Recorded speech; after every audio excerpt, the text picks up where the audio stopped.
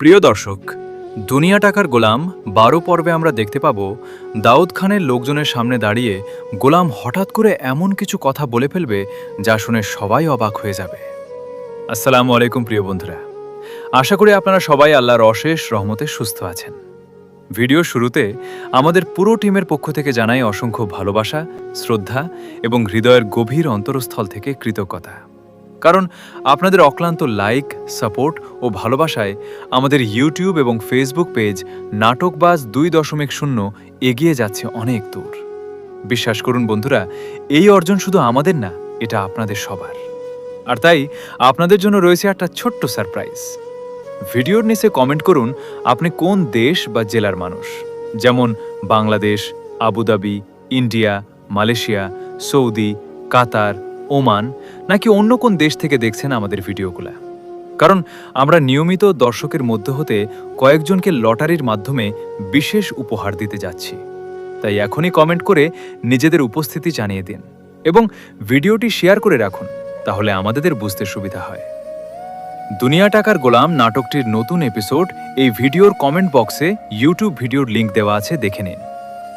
এতদিন যে মানুষ নিজেকে সাধারণ কাজের লোক বলে পরিচয় দিচ্ছিল, তার আচরণে ধীরে ধীরে ফুটে উঠতে শুরু করবে অন্য এক ব্যক্তিত্বের ছাপ।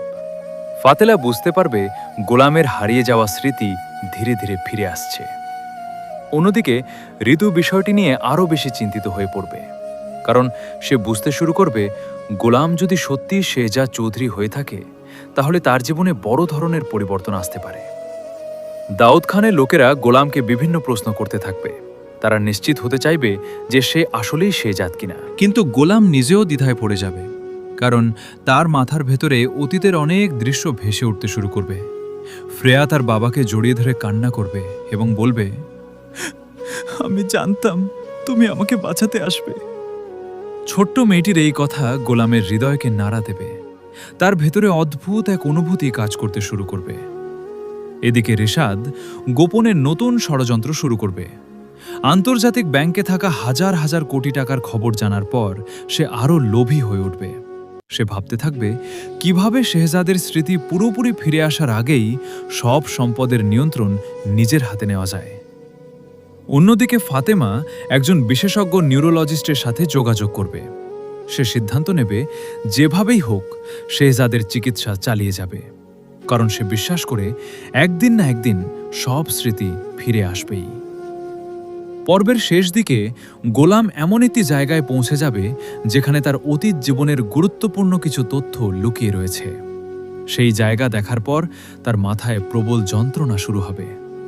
হঠাৎ করে তার চোখের সামনে অতীতের আরও কিছু দৃশ্য ভেসে উঠবে। তারপর গোলাম চিৎকার করে বলে উঠবে, আমি কে? কেন আমার কিছুই মনে পড়ছে না? তার এই প্রশ্ন শুনে আশেপাশে সবাই স্তব্ধ হয়ে যাবে। ঠিক তখনই রহস্যময় একজন ব্যক্তি সামনে এসে বলবে, তোমার সব প্রশ্নের উত্তর আমার কাছে আছে, শেহজাদ চৌধুরী। এই কথা শুনে গোলাম বিস্ময়ে তার দিকে তাকিয়ে থাকবে। চলবে। ভিডিওটি ভালো লাগলে লাইক দিন, কমেন্ট করে আপনার মতামত জানান এবং দুনিয়া টাকার গোলাম নাটকের পরবর্তী পর্বের আপডেট সবার আগে পেতে আমাদের চ্যানেলটি সাবস্ক্রাইব করে পাশে থাকা বেল আইকনটি অন করে রাখুন।